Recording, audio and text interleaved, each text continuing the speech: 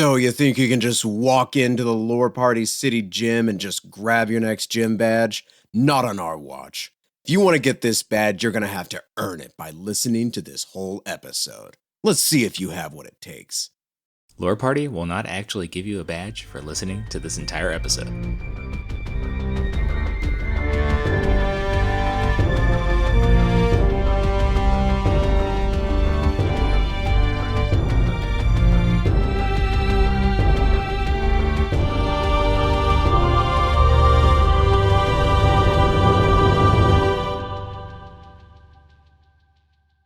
Welcome to Lore Party, the podcast that explores the stories, characters, and universes of our favorite video games. I'm Lawerence. And I'm Bruce. And we should be giving out gym badges. I mean, should we? I don't think we're officially licensed. Oh, by the Pokemon League? Yeah. Yeah, I don't think I have the reputation or the clout to be giving out badges or to be going against the Pokemon League. I used to be a part of the Pokemon League in Kent State. I still got a bag full of badges I can give out. So, all of our listeners, feel free to challenge Bruce to a Pokemon match after this episode. Please, do it. I double dog dare all of you. I will give them out. I will mail them to you if you can beat me. But yeah, today we're talking about gym leaders, which are probably one of my favorite type of roles or characters in the Pokemon universe. They have just such a specialized role, and I really like that. Yes. And yet there's no exercise equipment in any of the gyms. Well, it's not that kind of gym. It's a better gym where you don't have to work out unless you want to. But okay. I think it's more, I guess, I don't even know if it's like a lost in translation thing, but it's more of like a dojo than a gym. Okay. So, Okay. You ever think about that?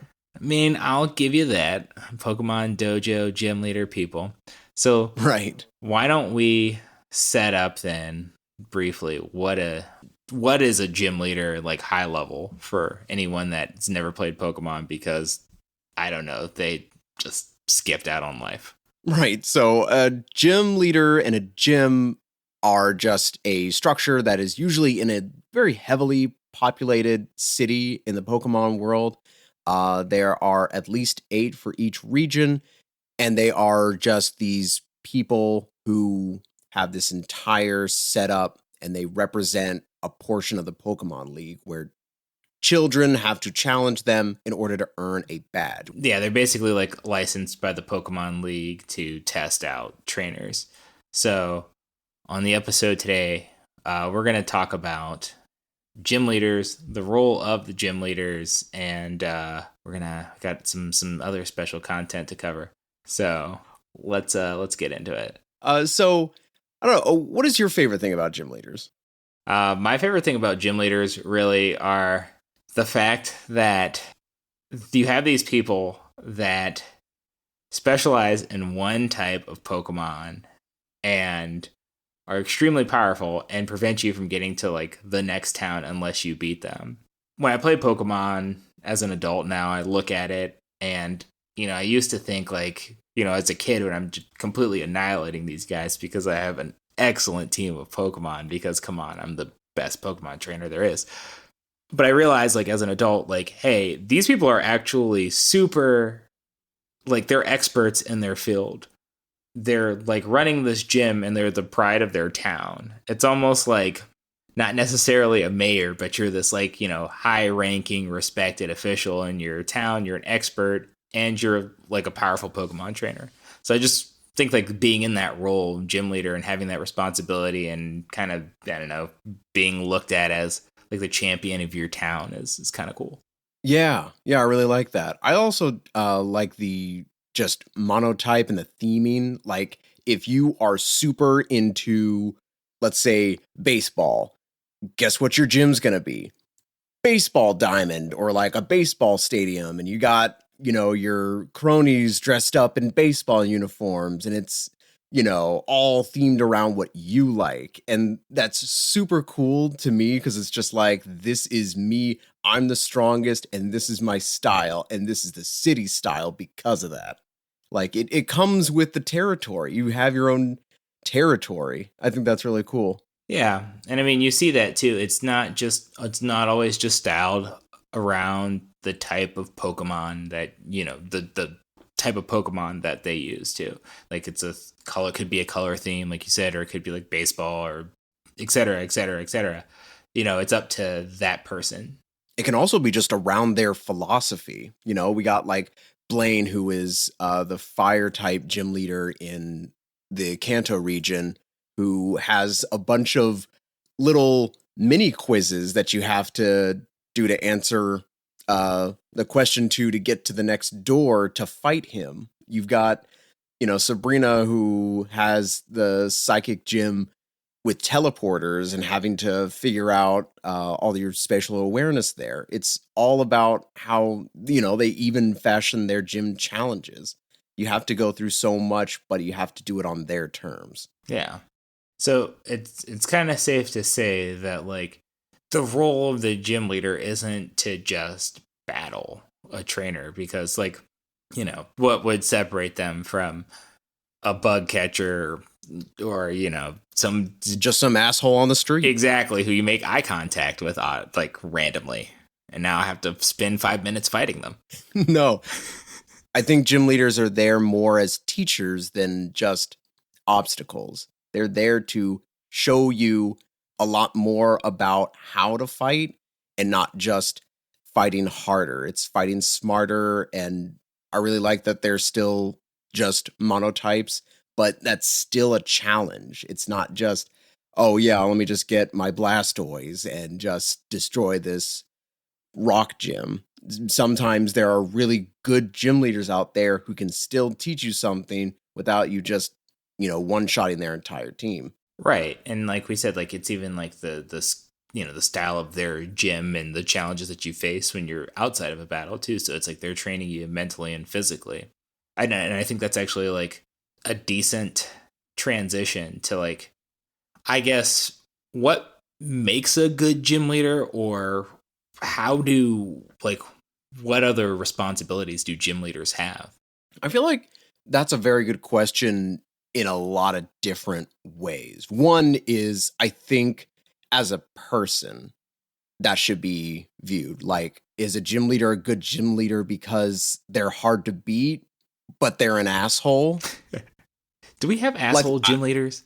Lieutenant Surge, like, number one. Dude's a douche. Wait, why do you think? Wait. Why do you think he beat the head? Okay. So, like, he taunts and flaunts his Raichu at Ash like he is the shit. And I get it. Like, that's a gym challenger. You got to show him that he's got to be, like, tough as nails. But you're rubbing his face in the dirt while you beat the hell out of his Pikachu. I feel like that's a little unsportsmanlike. Hey, that's just military style. And I felt like his Raichu eventually got whooped so bad, no one wants to do that evolution anymore. Like, they basically fat shamed Pikachu's evolution and were like, he's too slow. Wow. So you think it's like that? Yeah. So, I mean, I guess the most annoying part about him to me is just his voice was like, but like, you gotta involve your Pikachu as soon as you catch it. Right, yeah, because otherwise it's gonna be weak. but I do agree. Like, personality plays into it too. Personality and battle skills. Now, what I wonder is, like, I think definitely gym leaders are like funded through the Pokemon League and everything. Yeah. But like, is that their full-time job? Is that their like bread and butter to go to the next day, or do they have another job? Is this a volunteer gig? I do think that it's more than part-time, at least, because I think that gym leaders have a ton of responsibilities. Absolutely. I think one of the biggest like windows into the personal life of a gym leader, at least in game wise, is in Ruby and Sapphire and Emerald, where you, as the protagonist, are the child of Norman, who is the gym leader, who, because of his position, has to uproot his entire family, can't, really be there as a father for his child growing up.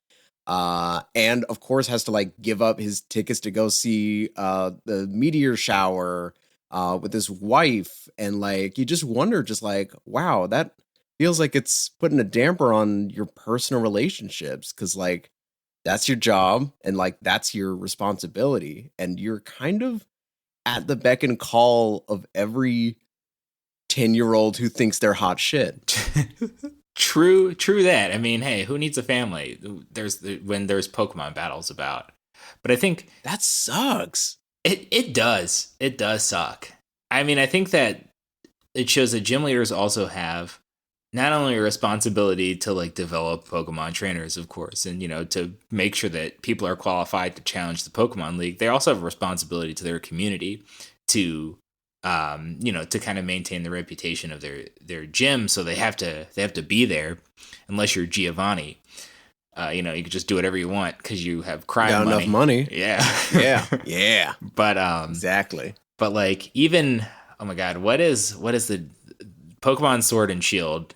The big dude who's a grass trainer, like the first gym. Milo. Yeah, he has like a lot of responsibilities to his community. He does like what sheep herding and farming and whatnot, and he also maintains the gym, and he maintains the gym for the type of Pokemon that he trains. And with the Wooloo that help graze it. Yeah, and then just some of the grass Pokemon, and like he maintains his gym in a manner of that like fits the responsibilities that he has outside of the community too. So he tests like newcomers to see like are they capable of like doing these things like hurting these Wooloo and whatnot. And But do you think that's something that he has to do? I feel like that's part of his personality, but like, look at Nessa, like the gym leader right after that. She is a supermodel and a gym leader. I don't think she's like doing a lot for the small port town that she lives in. I think that what she does well is she maintains like a good reputation for the town and for the gym. And I think, like order, like if there is a Pokemon problem, I think that it's kind of your duty to go out there and fix it if you are the gym leader of that specific, part of the region. Right. And we see that a lot in Sword and Shield too. Yeah, with the Dynamaxing Pokemon coming up everywhere. Yeah, every like few minutes feels like. But they'll like, the gym leaders have responsibilities to their community. We've also seen gyms where they've been do things just like Misty's gym in the show. They were also entertainers, and they put on shows every now and then. So there have been a lot of like oddly themed gyms where they do things that are way outside of just doing Pokemon battles. So I think like a gym is there to like support the community, and I think maintain a certain like reputation, and also develop Pokemon trainers. But I mean, also like even though in the Galar region it's more of a spectator sport, I feel like in any Pokemon region, getting a gym in your city is a lot like getting like a football team in your city, because that is guaranteed merchandise, guaranteed tourism, guaranteed like economic boom in your town, in your city. What if you're like the Cleveland Browns gym? Oh man. Yeah. I mean, someone's got to be at the bottom, dude. Oh God. Well, I don't know what town that would be. Pewter City. Oh! Shots fired. Oh, Brock. Good thing he's rock type, because man, Oh God, yeah, that shit stings. got him. But I think like that is like okay. So we kind of talked about responsibilities and like different themes in gyms, but I think that we're still missing like what makes a good gym leader. So like if I wanted to get a gym in my town, or if I have a gym in my town, like how am I a good gym leader? Am I a good gym leader just by like kicking ass and taking names? I think a gym leader can't just be a really difficult to beat person. I think this gym leader needs to have not a gimmick, but a very sound strategy, something that has to have the challenger think on their feet, but they also need to be a pillar of the community. People like Milo, people like I'll say Jasmine from the Johto region, where she and her Ampharos like the light tower. Like, you have to be a volunteer. You have to give back to the community. You have to be involved in the community that you represent. Right. And I think one of the biggest things is being this person willing to help a gym challenger in anything that they do. It's obvious that it's not always just trying to get a badge, but if they're in trouble, if there's ever a problem, you got to be there at a moment's notice. And it kind of sucks because of personal reasons, but I think being a good gym leader is just being a gym leader that's there for everyone and less for themselves. Right. And I think it's because, like, when we focus on like developing trainers, we think about like the young trainers or like the brand new trainers, but like gym leaders have a responsibility to any trainer that challenges them at all. And like, when you look at Pokemon Origins, they even had a conversation where Brock was like, as a gym leader, we have specialized teams based off of the amount of badges that someone has. Like, so they're conscious of like, who's challenging them and the expertise of that trainer. And we even see that in Gold and Silver when you participate in the Kanto Pokemon League, or like when you go and battle their gyms. It's like, whoa, what was like a level 3 or like level 13 gym battle is like level 60 now. Right. They have Pokemon and teams specifically designed for each difficulty level. It's not that Brock only has a Geodude and an Onix. He's got an entire menagerie of rock-type Pokemon. But he's not going to use that on some kid with a Charmander and a Weedle. But it also shows that like they command great respect and that they're great trainers because they have these multiple teams. Because training a lot of Pokemon is still a difficult thing. And you're always at a disadvantage. Yes. Honestly, anytime a gym leader is able to win, I feel like that's just the perfect example of why they are a gym leader in the first place. Yeah. Because you're a monotype gym leader. You only have one consistent weakness in almost every one of your Pokemon.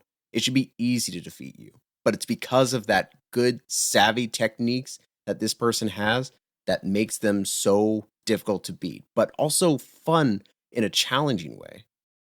All right, we're going to keep this conversation going, but first, I'm going to fight my Machamp.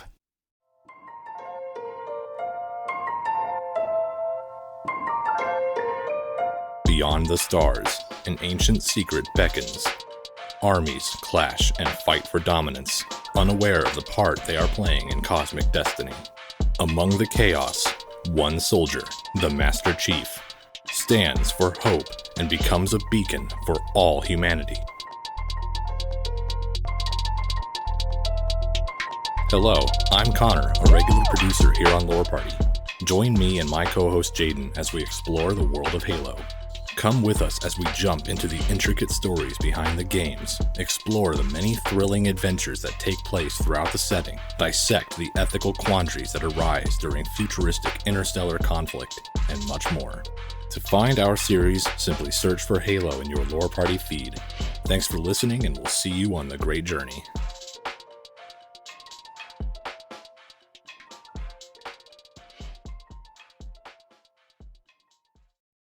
Being a gym leader is mastery of many things, but I think most importantly, it's mastery of yourself.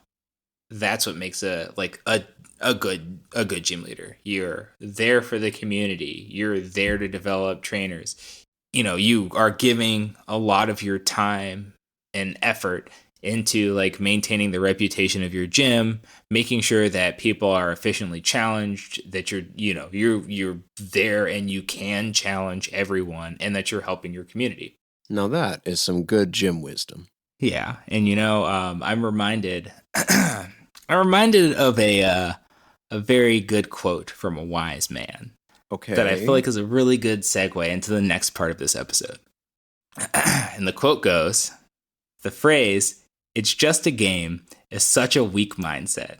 You're okay with what happened, losing, imperfection of a craft. When you stop getting angry after losing, you've lost twice. There's always something to learn and always room for improvement. Never settle. Lawerence, Yes. did you just equate ninja to a gym leader? Hey, man, if the shoe fits. It doesn't. Hey, man, this What the hell are you talking about? this should have just come from the Bible of how to be a good gym leader. Oh my god. I don't know what the hell you're talking about right now. And we of course are talking about B from Pokemon Sword in the newest Pokemon shorts that are coming out. What are they called? The Twilight Wings. And I wanted to put that quote in here because I thought that it fit the next part of our episode quite well. Because we are focusing on a specific gym leader and their journey, but I think it fits the whole scope of what we've been talking about with what makes a good gym leader and the responsibilities of a gym leader. So, like, just to kind of briefly go over this short that we're covering, it focuses on B, the fighting gym leader from the Galar region. She challenged Leon. Her fighting Pokemon got clapped by his OP Charizard somehow. And it just really, she takes a hit. She takes a hit, like, just mentally. It, like, really affects her spirit. And so she goes out to train in the wild areas. And, you know, we see, like, she really goes out to train in the wild areas. She's doing, like, Rock Lee style, like, doing push-ups with a rock on her back.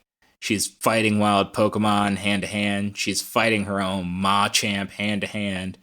And she's hiking. She's rock climbing. She's, like, trying to push her body to the lengths as far as it can go because she knows that she needs to be better, that she wants to improve. Right. That, like, because to her, that loss, it represents so many different things as a gym leader. It's the obstacle that she needs to overcome to be the best. And I feel like she views it as, like, more of a hit to her reputation. I think it's more of a hit to her pride and to any gym leader's pride when they get, you know, beat. Even, I think, especially when it's close. She, I think, takes great pride in her strength and her skill. And Leon is, you know, the champion. He cannot be beaten easily. And whenever you get, like, that close to beating the one person who can beat you, I mean, that's gotta hurt. Not as much as fighting a Machamp hand-to-hand. Yeah, I don't know how she did that. Like, she's a little twig, and she's, like, going head-to-head with this giant four-armed beast of a thing with Machamp. My God. But I think what the really interesting thing is with her is that with Pokemon battling, the Pokemon and the trainer have to be, you know, mentally or emotionally connected. It doesn't really have anything to do with physicality. But we see that with Bee. She still trains with her Pokemon to make sure that she is in the same amount of physical prowess as they are. And I really enjoy that because, you know, with fighting, you know, that's an extension of your body, that's an extension of your strength, but she wants to be with that strength too. And what I like about her entire journey, everything that she went through, because, like, she was being reckless. She hurt her arm fighting Machamp. Her Pokemon are trying to tell her, like, to calm down and chill. And, like, she's still pushing herself forward. But I think, like, what I talked about earlier with the mastery of yourself, that was, like, you know, a core concept of being a gym leader. Like, I think it's not always just being, like, you know, I'm 100% cool, calm, and collected. Like, the fact that she was able to understand that, like, hey, I'm pushing myself too hard. I need to slow down. And there's also a strength in relying on others, because, when they get trapped in a cave together and she kind of finally calms down and they find a way out, and she's trying to pull rocks, like to break through. She finds some loose rocks and she's trying to pull them and she almost gets crushed. And even at that point, you see that she's still feeling like she is alone in this, that she has to work this hard for her Pokemon, not with her Pokemon. She came to realize that she had pushed herself too hard, and I think she was trying to make up for it by finding, by digging everyone out, like you were saying. And like, I think my favorite part of this entire short was the fact that as soon as those rocks fell, her Pokemon were there.